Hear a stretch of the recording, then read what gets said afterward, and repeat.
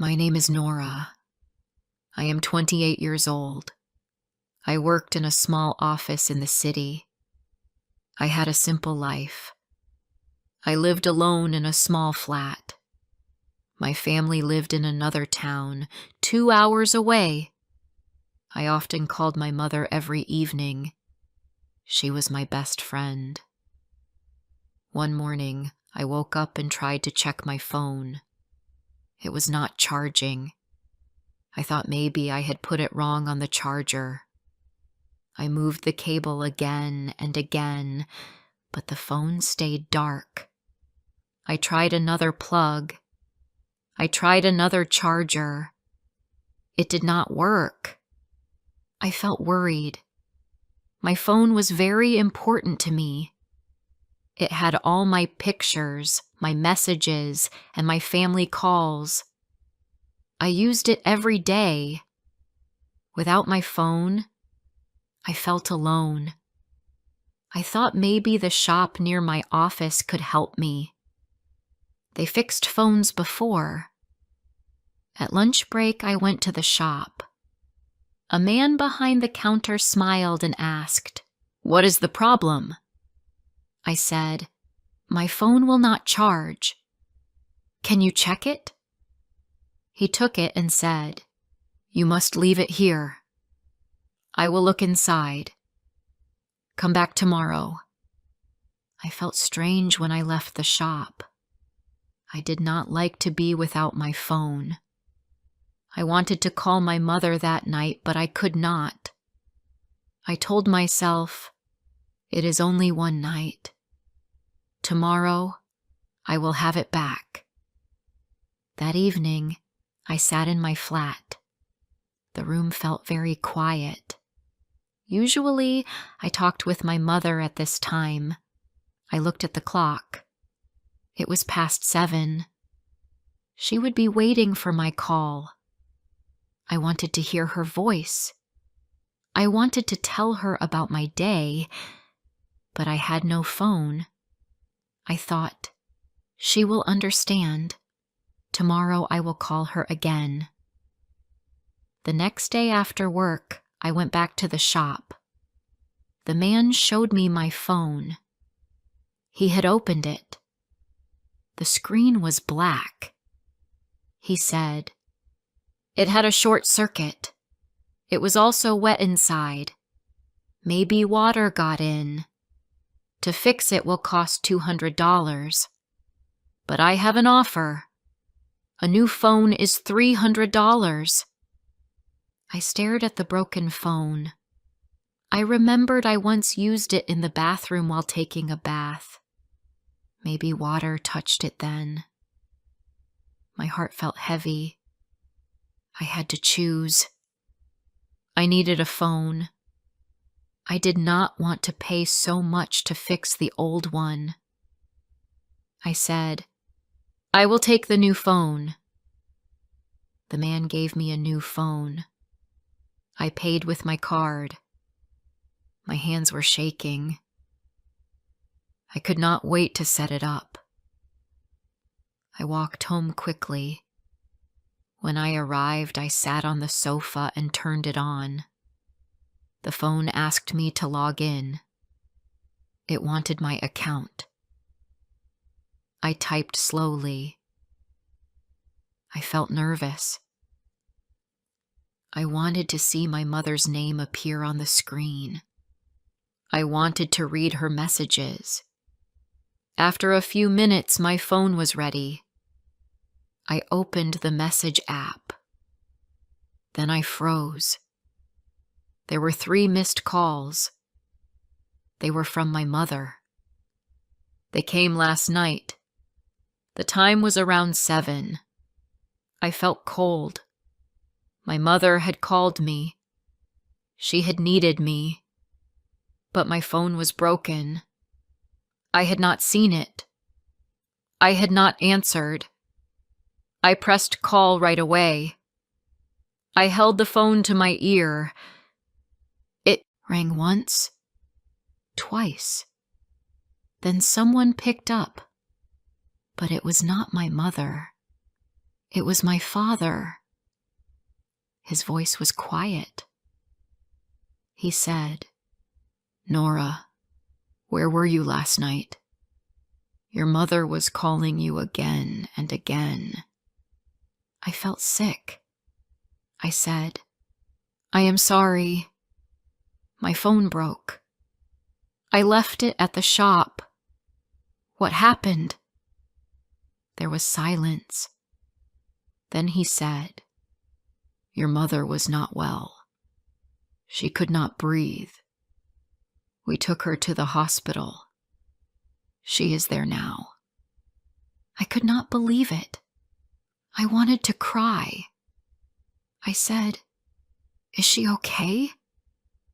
Can I talk to her?"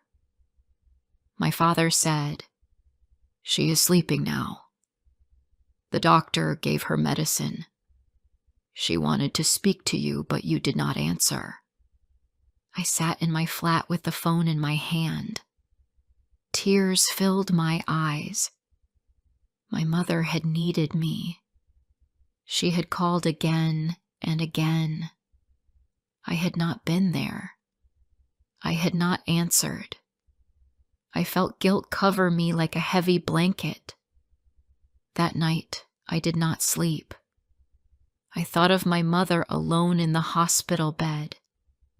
I thought of her trying to call me. I thought of her waiting for me to pick up. My heart was full of pain. I whispered to myself, why did it have to break at that time? Why yesterday? Why not later? Why now? The next morning, I took the first train to my hometown. The journey was 2 hours, but it felt like forever. I looked out of the window and cried quietly. People on the train looked at me, but I did not care. I just wanted to see my mother. When I reached the hospital, I ran to the room number my father had given me. I opened the door slowly. My mother was lying in bed. She looked weak, but she smiled when she saw me. My father sat by her side. I went close to her and held her hand. I said, "I am sorry, Mom. I did not answer your call. My phone was broken. I should have been here." My mother touched my hand softly. She said in a weak voice, "It's okay, Nora. You are here now." But it did not feel okay to me. It did not feel right. I felt like I had failed her. I wanted to take back time. I wanted to hear her voice on the phone the night before, but I could not change it. I stayed with her all day. I helped her drink water. I helped her sit up. The doctor said she had a heart problem. She needed rest and care. My father looked tired too. He had stayed with her all night. When evening came, my father told me to go home and rest. But I did not want to leave. I wanted to sit next to her bed. I wanted to make sure she was breathing. I wanted to be near if she called my name. Before I continue my story, please subscribe, share, and tell me where you are listening from. Your support means a lot to me. Now let's continue. I sat next to my mother in the hospital room. The lights were soft and the air smelled of medicine. I held her hand and I did not let go. She looked at me with tired eyes. I wanted to smile, but my heart was heavy. When she closed her eyes to sleep, I sat still. I listened to the sound of the machines. I thought about her missed calls. I thought about my broken phone. The guilt stayed inside me. I could not forget it. The nurse came into the room. She checked my mother's blood pressure.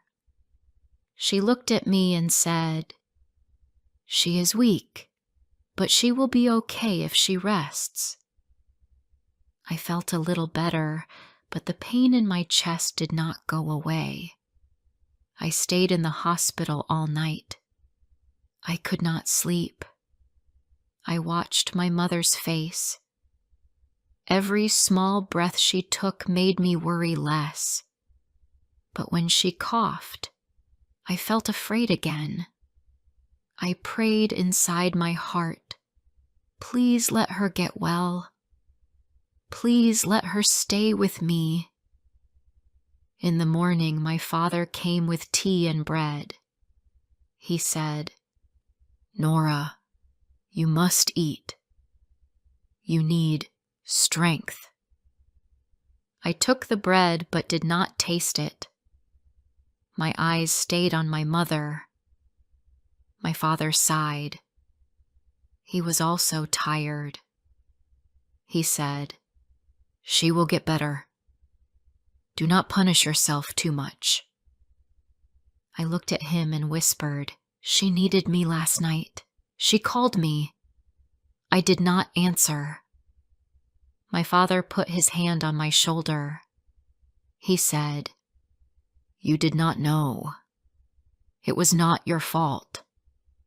But in my heart, I still blamed myself. Later that day, my mother woke up again. Her voice was low. She asked, "Why are you here? Don't you have work?" I said, "I don't care about work. I only care about you." She gave me a small smile. I wanted to tell her everything. How I felt lost without her calls. How empty my flat felt. How guilty I was. But I did not want to make her sad. So I just held her hand and said, "I love you, Mom." She whispered, "I love you too." The doctor came in during the afternoon. He said my mother must stay in the hospital for some days. He said she must not worry or get tired. My father and I both nodded.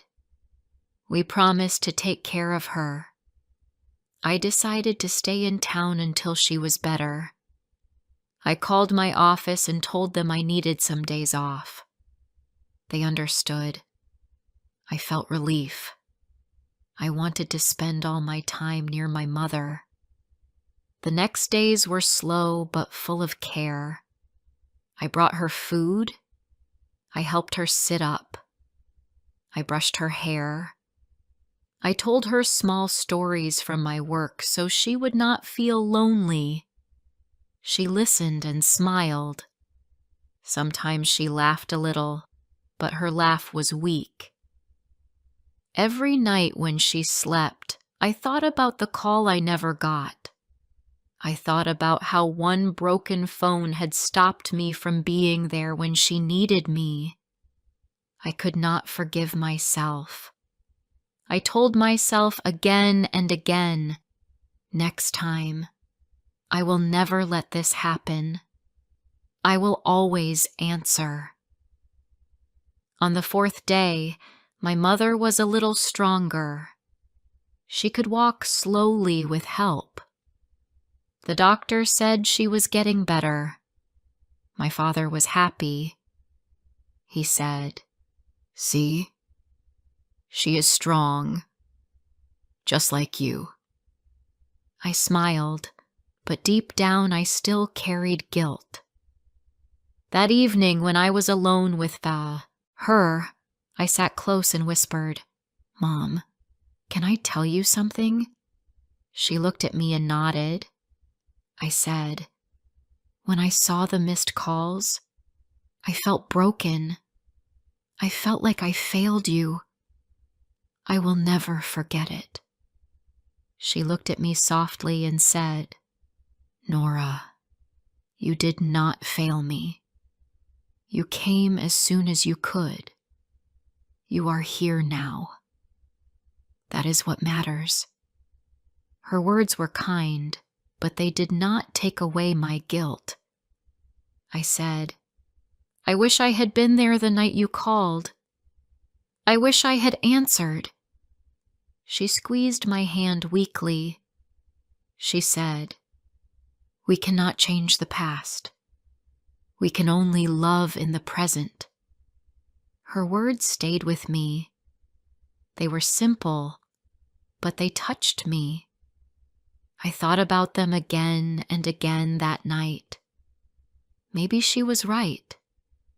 Maybe I could not go back.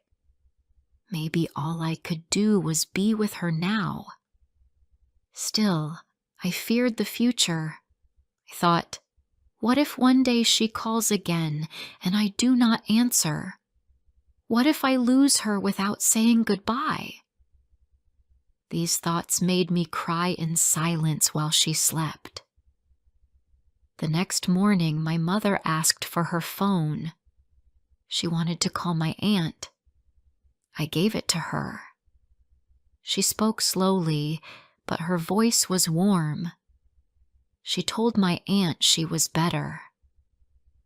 When she ended the call, she gave me a small look and said, "See? Phones are useful, but they are not life. Do not let one broken phone break your heart." Her words surprised me. I felt a small light inside. Maybe I was holding too much guilt. Maybe I was letting the phone story control me. I nodded and kissed her hand. I said, "I will try, Mom." On the 6th day, the doctor said she could leave the hospital. My father and I were happy. We helped her walk outside. She breathed the fresh air and smiled. I felt like the world was brighter. We took her home. I stayed in my old room. I wanted to help her for a few more days before I returned to the city. I cooked soup for her. I washed the clothes. I cleaned the house. My father thanked me, but I said, "I want to do this. It is nothing compared to what she has done for me." Every evening when she rested, I looked at my phone. I kept thinking about those 3 missed calls. I felt they would never leave my mind. They were part of me now. But slowly, as the days passed, I began to see something. My mother was healing. She was alive. She was still with me. I could still hear her voice. I could still hug her. Maybe I had missed one call, but I had not lost her. One evening, while I was helping her with tea, she said, "Nora, I know you feel guilty, but guilt will not help you.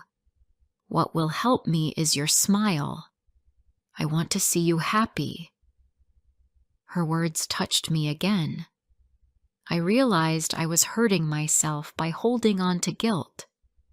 I needed to forgive myself, just like she had already forgiven me.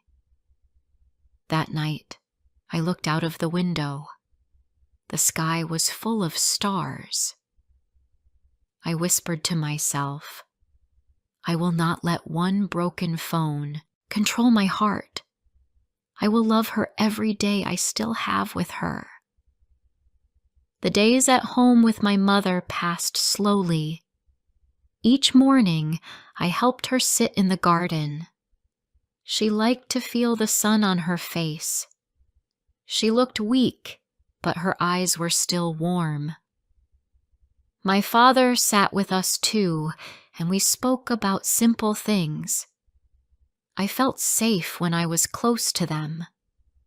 At night, when I lay in my old bed, the same thought always came back to me. The missed calls. The 3 calls I never answered. I asked myself again and again, what if it had been worse? What if she had left me that night? I would never have said goodbye. The thought scared me. One evening, when my father went to the shop, I sat with my mother alone. I wanted to be honest. I said, "Mom, I cannot stop thinking about that night. I cannot forgive myself. You called me, and I was not there." She looked at me for a long time. Then she spoke slowly. "Nora, my dear, you are here now. You came to me when I needed you. You have cared for me all these days. Why do you hold on to something you cannot change?" I felt tears in my eyes. I said, "Because I love you. I am afraid to lose you." She reached for my hand. Her hand was soft, but cold. She said, "One day, we all must go. But love does not stop. Love stays, even when a phone is broken, even when a call is missed.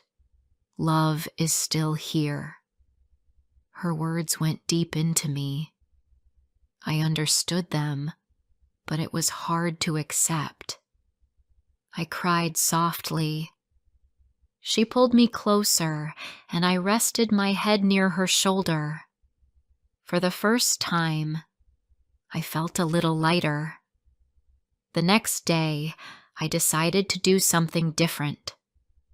I asked my mother, "What do you want to do today?"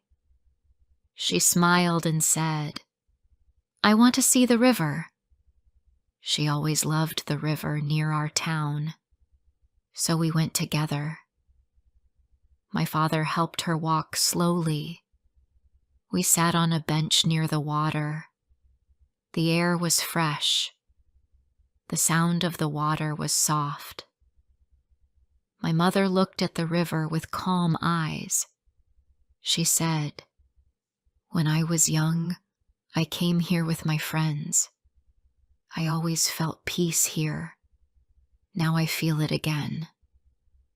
I looked at her face. It was thin, but her smile was true. I told myself, this is what matters.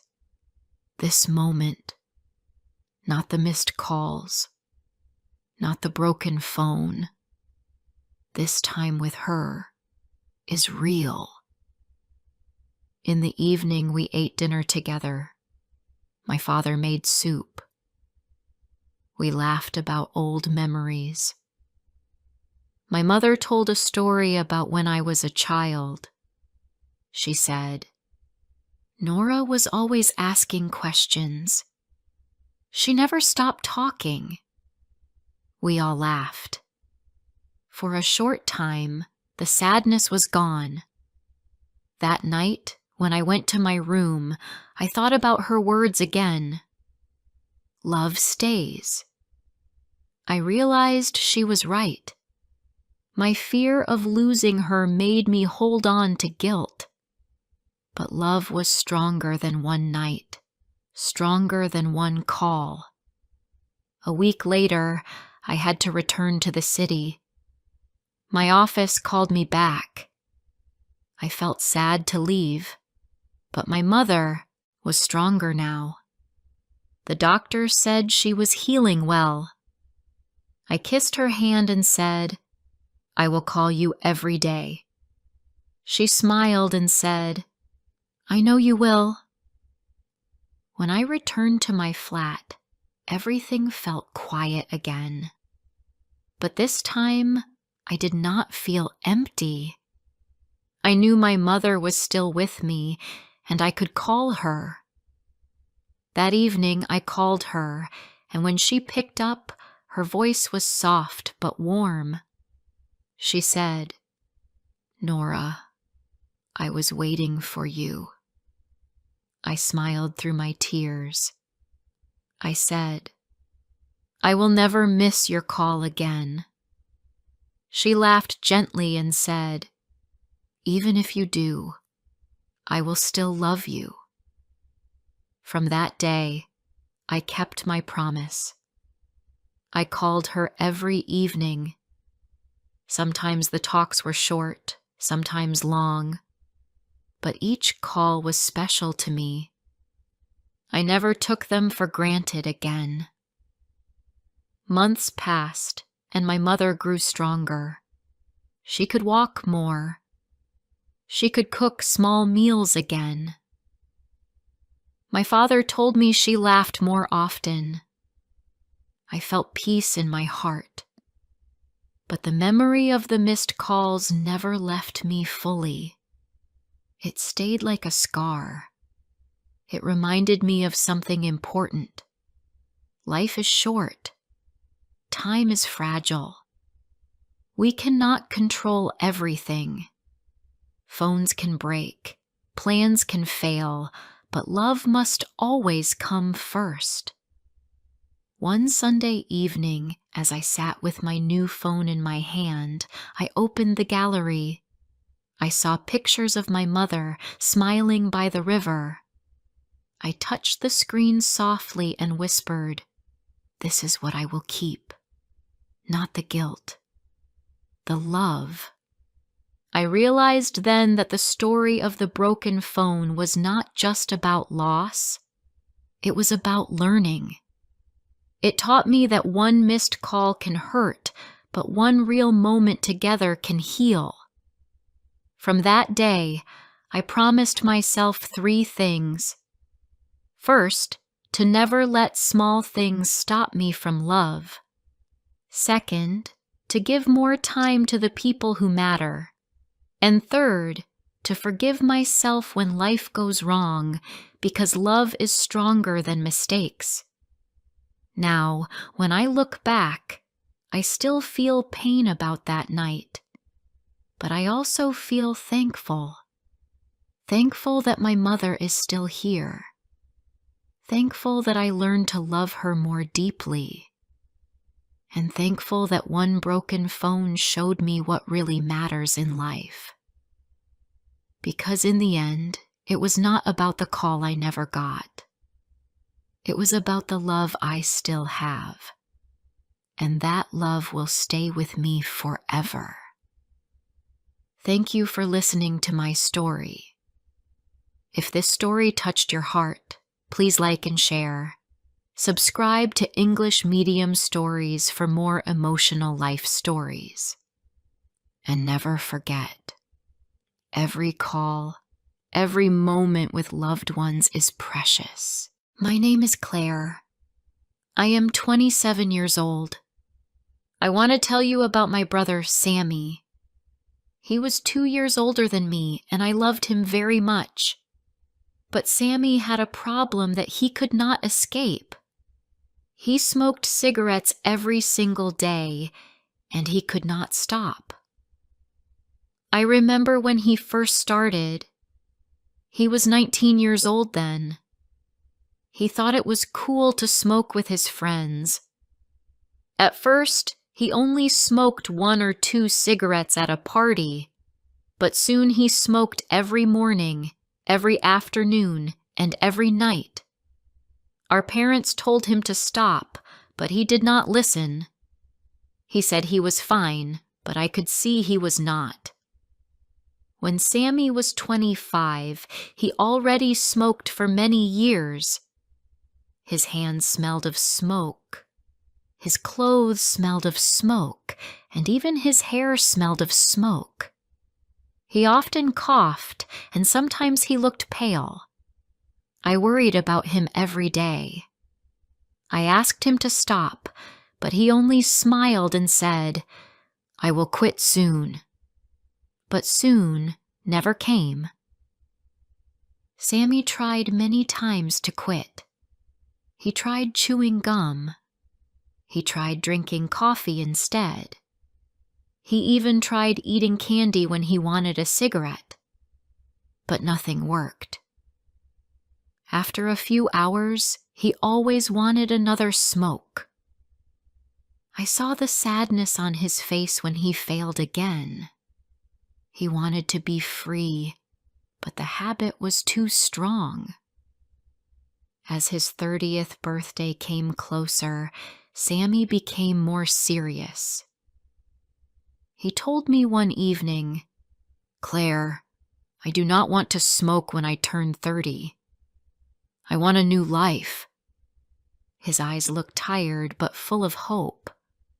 I wanted to believe him, but deep inside I was not sure. He had promised many times before, and each time he failed. Then one morning, Sammy came to me with a strange idea. "I will go to a small island," he said. "No shops, no people, no cigarettes. I will stay there until the poison leaves my body. If I cannot buy or see cigarettes, I will be free." His words surprised me. I had never heard of such a plan. "Are you serious?" I asked. He nodded. "Yes, I will go next week. I found a place near the Canadian border. It is quiet. It is empty. It is perfect." I felt nervous. But what if something happens to you? What if you need help? He laughed a little. "Don't worry, Claire. I will take food, water, and clothes. I will be fine.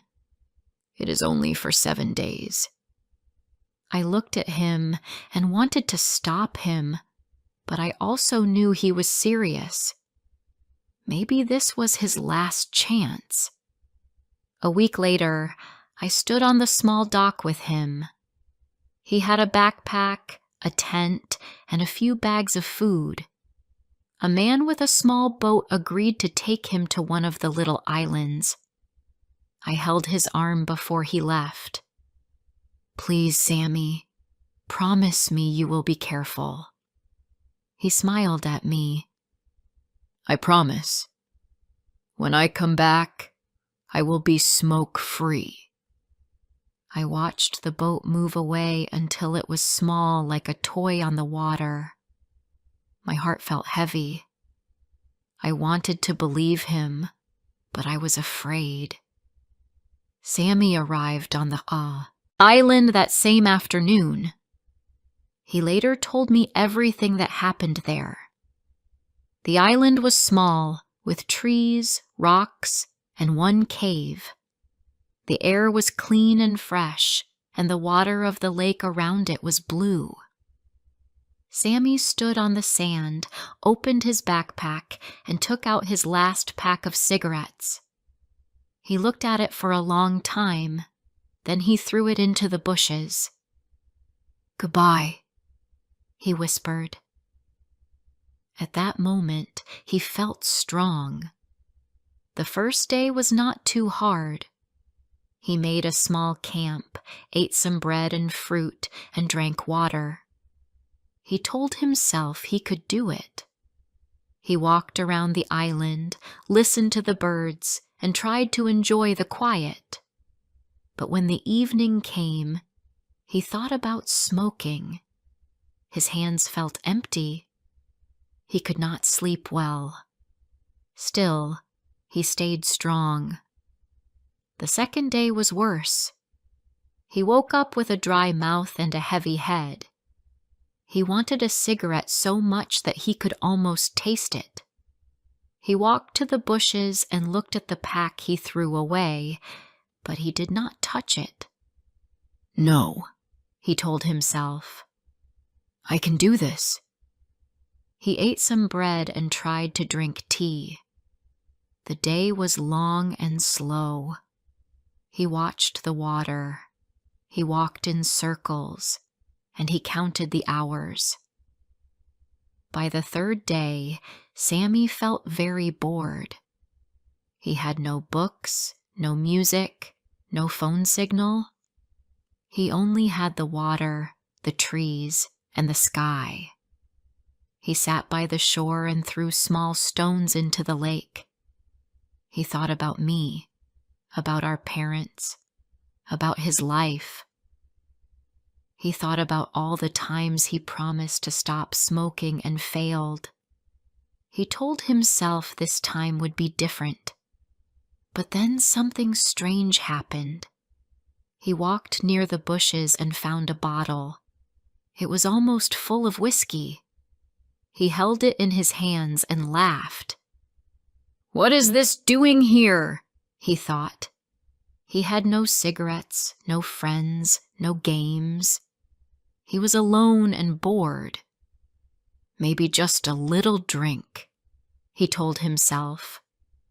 And so he opened the bottle and drank. At first, the whiskey made him feel warm and light. He forgot about his hunger and his boredom. He sat on the sand, closed his eyes, and listened to the wind. But then he heard something else. It was music. Faint, soft music, coming from the trees. He thought maybe he was dreaming, but the sound grew stronger. A slow tune, an old song. He stood up and followed the sound. To his surprise, he found an old man sitting in front of a cave. The man wore simple clothes, and in his hand was a cigar. Next to him was a small radio playing the music.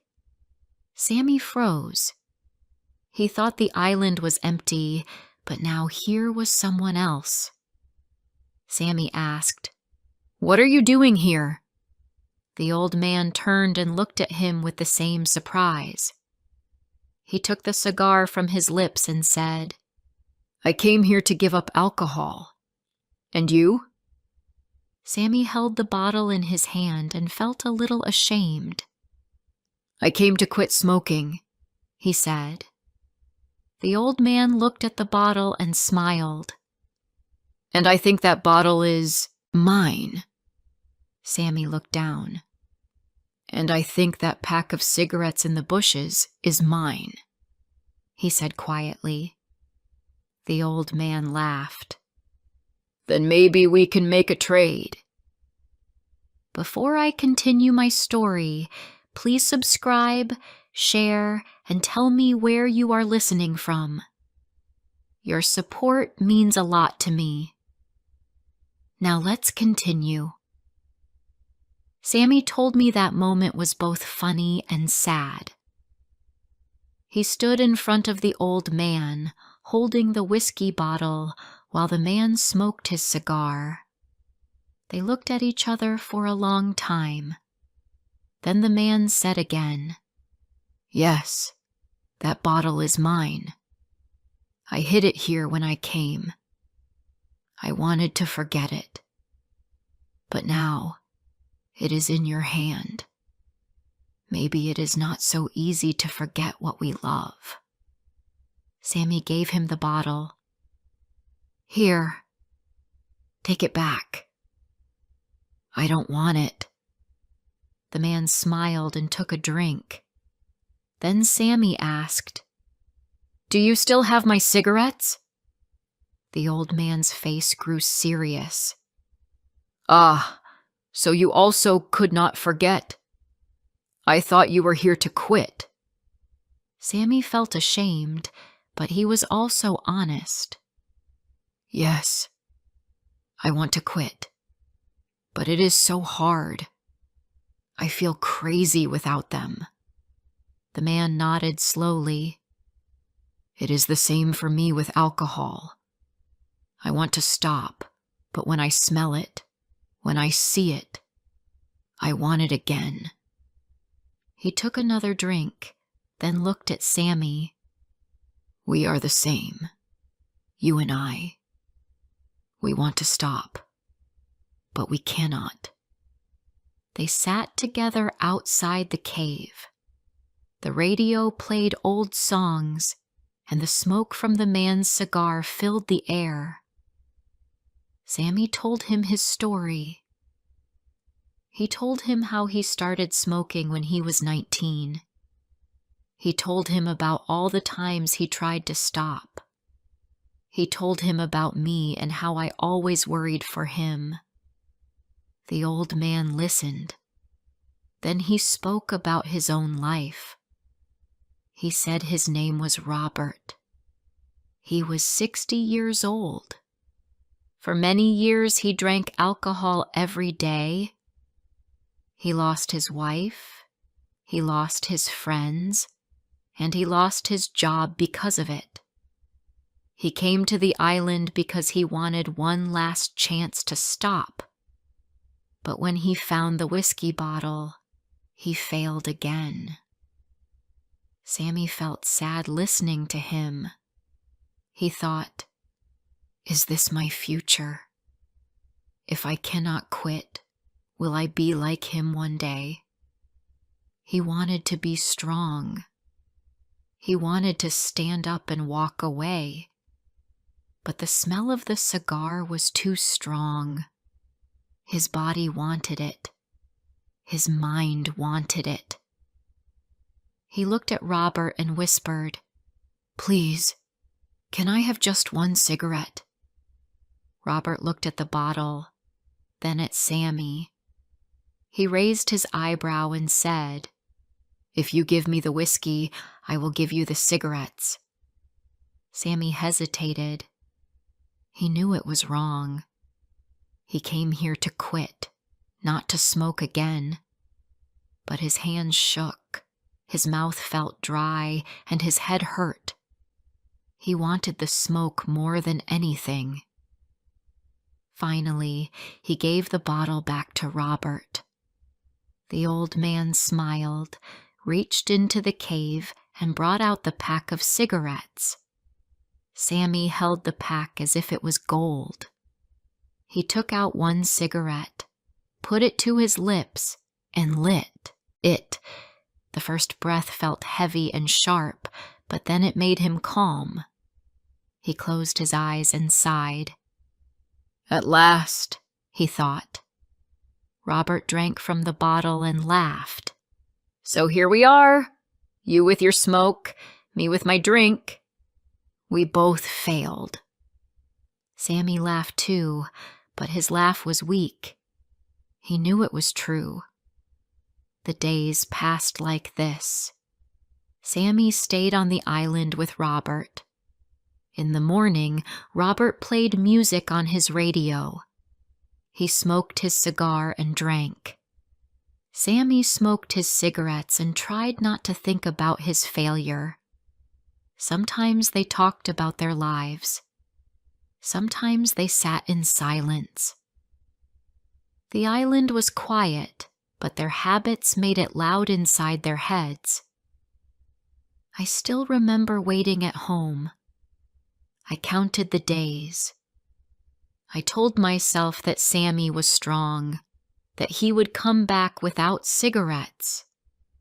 Every day I looked at the calendar. Every night I thought of him alone on the island, fighting his body and mind. I prayed that he would succeed this time. On the 6th day, the boatman returned to the island to pick Sammy up. Sammy put out his last cigarette, packed his things, and walked to the shore. Robert stood beside him. The old man looked tired and weak, but there was a strange smile on his face. He said, "Maybe next time we will succeed." Sammy did not answer. He only looked down. When the boat came back to the dock, I ran to meet him. I wanted to hug him, but I smelled the smoke before I even reached him. My heart sank. I looked at his face, and I knew. He had failed again. His eyes did not shine with victory. They looked heavy, like stones. "Sammy," I whispered, "you smoked again, didn't you?"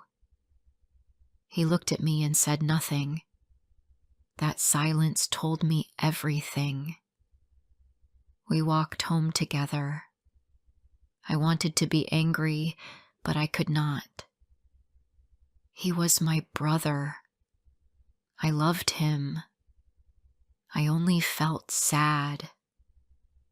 He told me everything that happened on the island.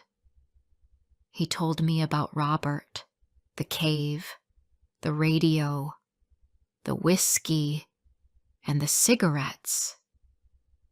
When he finished, he looked at me and said, "Claire, I am weak. I don't know if I can ever stop." I wanted to tell him he was not weak, that he could change. But the truth was in front of me. He had tried many times, and he failed many times. He wanted freedom, but he could not hold it. That night, Sammy sat outside our house. He smoked and looked at the sky. I watched him from the window. I felt tears in my eyes, but I wiped them away. I wanted to be strong for him, even if he was not strong for himself. The next morning, he came to me and said, "Claire, I will try again. I cannot give up." His voice was soft, almost like a child. I looked at him and smiled, but inside my heart was heavy. I did not know if he would really try again, or if he was only saying it to make me feel better. Still, I held on to hope. I had to. He was my brother, and I could not stop loving him. The days after Sammy came back felt heavy. I watched him light one cigarette after another, and each time I felt pain in my heart. I wanted to take the pack from his hand and throw it away, but I knew it would not help. He had to make that choice himself. Sometimes I remembered when we were children. Sammy was always full of energy. He played football in the yard. He ran faster than anyone at school, and he laughed with all his friends. He dreamed of traveling, of seeing new cities, of living a big life. I never imagined that years later he would be chained to a small white stick of smoke. Our parents also saw his struggle. My mother cried in the kitchen when she thought no one was watching. My father grew quiet, speaking less and less when Sammy was near. They loved him, but they felt powerless. They asked him many times to see a doctor, but he refused. He always said, "I can quit by myself." But he never could. One evening, about a week after his return from the island, Sammy came to my room. He sat on the edge of my bed, holding a cigarette between his fingers. His eyes looked tired, but there was also shame in them. "Claire," he said softly, "do you think I am a bad person?" The question broke my heart. "No, Sammy," I said quickly. "You are not bad. You are my brother. You are kind. You are smart. You are loved. But this habit is bigger than you, and you cannot fight it alone." He stayed silent for a moment, then whispered, "I thought the island would save me. I thought I was strong enough. But when I found the old man, and when I smelled the smoke, it was over. I felt weak. I hate myself for it." I held his hand. "You are not alone, Sammy.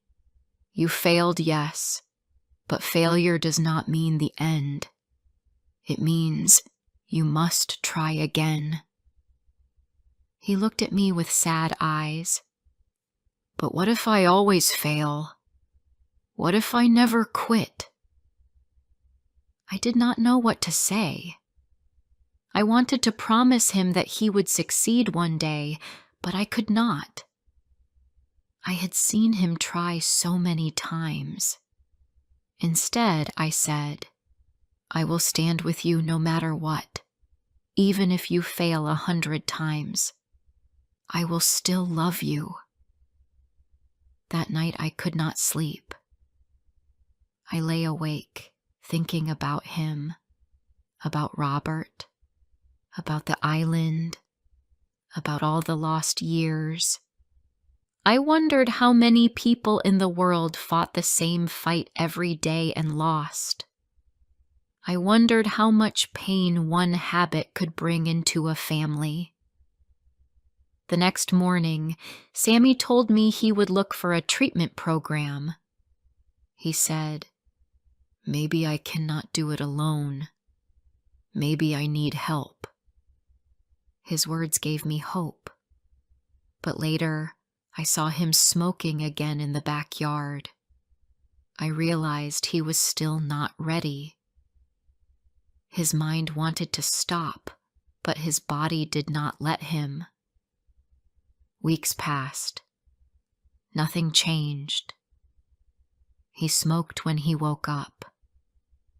He smoked after meals. He smoked before bed. I tried not to say much anymore because he already knew. He knew he was trapped. One Sunday afternoon, we sat together in the living room. The window was open and fresh air came inside. Sammy held his cigarette, but he did not light it. He looked outside and said, Claire, I wonder if my life will always be like this. Smoke, cough, try, fail, repeat. Is this my whole story? I wanted to tell him no, but I stayed quiet. I knew only he could write the next part of his story. I could not write it for him. Then he told me something that made me cry. Do you know, Claire, when I sat with Robert on that island, I saw my future. He was old, alone, and broken. He had nothing left but a bottle and a cigar.